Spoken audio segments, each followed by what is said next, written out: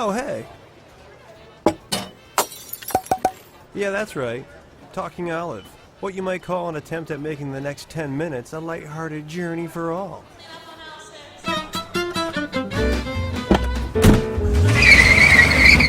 So I'm a stuffed Spanish olive. I grew up in California, but I take my heritage pretty seriously.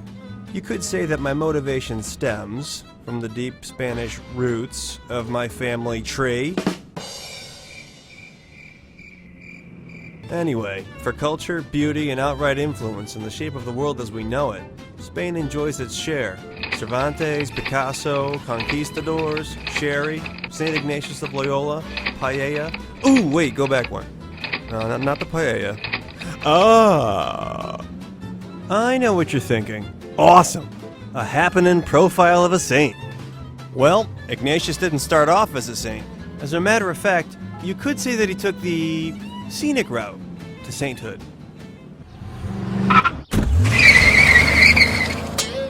Well, here we are, the castle of Loyola in northern Spain, birthplace of St. Ignatius. Not the humble beginnings one might imagine for a saint. In 1491, Inigo Lopez de Loyola was born into a family of minor nobility. At age 13, he was sent to live with Juan Velázquez, a family friend, who also happened to be a treasurer in the court of Ferdinand and Isabella.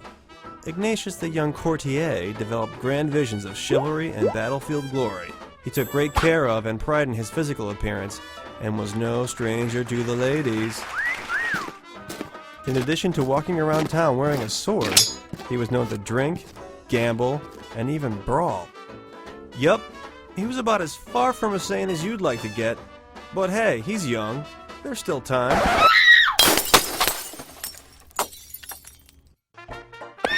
By his late 20s, Ignatius found direction and purpose as a respected army officer.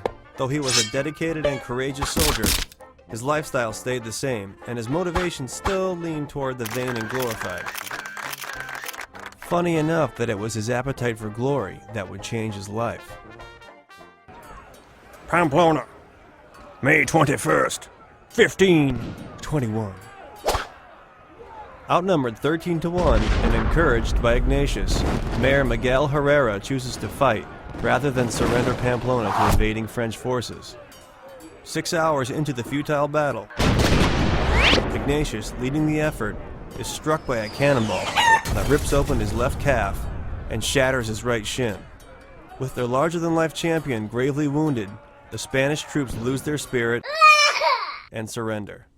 The French were so impressed with Ignatius' skill and bravery that they treated his wounds and carried him home to Loyola. Sorry. This is where things get ugly. Doctors had to re-break and reset Ignatius' leg. After it healed, a protruding bone created a lump, which did not agree with Ignatius' vanity. He had the extra bones sawn off, and the shortened legs stretched out with weights. Since the state of medicine in 1521 was soaked rags and rusty saws, and television was a good 450 years off, Ignatius began a very long, painful, and boring recovery. To pass the time, Ignatius read the only 2 books in the house, The Life of Christ and The Lives of the Saints. Not his first choice by far, but better than nothing. Gradually, though, as he reflected for days and months on end upon what he was reading, the thoughts and desires that had always motivated Ignatius were being challenged by an increasing desire to serve Christ in some meaningful way. With his wounds healed, and after a lot of contemplation on his place in the world, and against his family's protests, Ignatius turns away from a life of wealth, excitement, and nobility, and decides to travel to the Holy Land to serve pilgrims there. He sets out for the sanctuary at Montserrat, where he confesses his sins for 3 days, leaves his sword at the altar of the Black Madonna, and trades his fancy clothes for those of a beggar. A penniless drifter, Ignatius finds shelter in a cave in the nearby town of Manresa. Though he has confessed his sins, he struggles with his own humanity, his relationship with God, his ultimate role. Over the course of the next year, as Ignatius meditates on these things, he jots down reflections on his prayer experiences. These notes become the basis for the spiritual exercises, which have allowed millions of people to better understand themselves, each other, and their relationship with God for over 500 years. But that's a whole different video. Though he lived with hunger, sickness, and uncertainty throughout his time in Manresa, Ignatius was realizing life-altering truths, the greatest of which came as he rested on the banks of the Cardinal River one afternoon.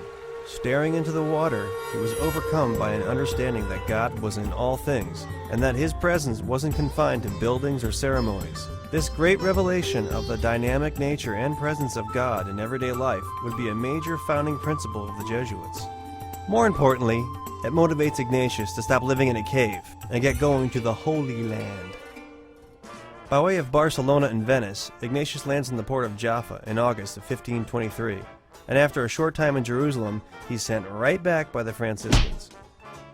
They didn't want to be responsible for the safety of a pilgrim do-gooder wandering around an inhospitable city.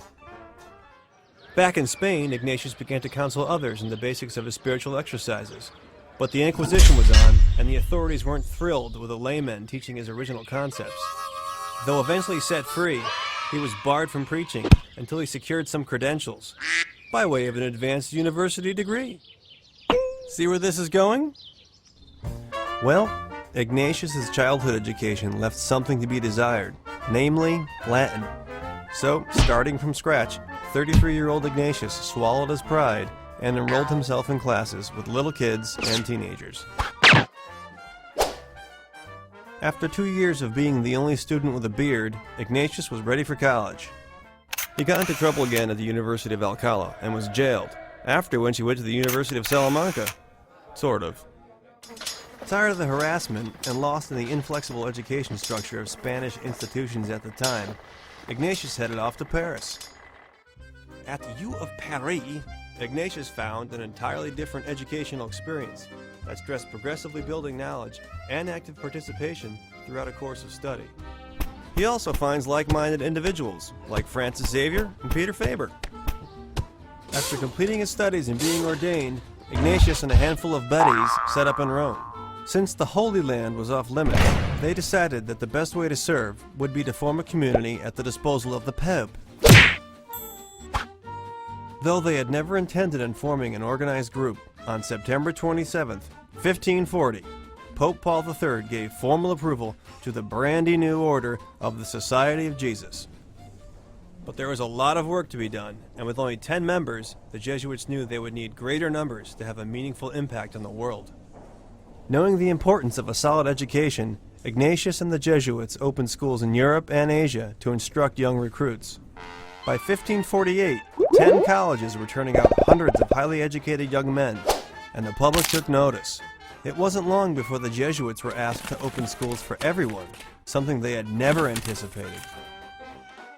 From then on, the number of Jesuits soared, and Ignatius worked like a dog setting up schools and universities all over the world. So here we are, 28 Jesuit colleges and universities in the United States alone, where students study philosophy, law, medicine, theology, business, film, engineering, you name it. The scope of disciplines reaches back to a letter Ignatius wrote in 1551, stating that those who are now merely students in time will depart to play diverse roles. Their good education in life and doctrine will be beneficial to many others, with the fruit expanding more widely every day. Jesuit institutions require students to look beyond themselves and to participate in a world that could benefit from their talents. So, wondering where you fit into this picture? Segue! Whether a student, professor, or staff member, you're a part of a unique tradition in education that values critical thinking, social responsibility, and personal development for the betterment of all humankind. This isn't just a place to study, teach, or work. It's a state of being that is constantly evolving in concert with the world of which it is part.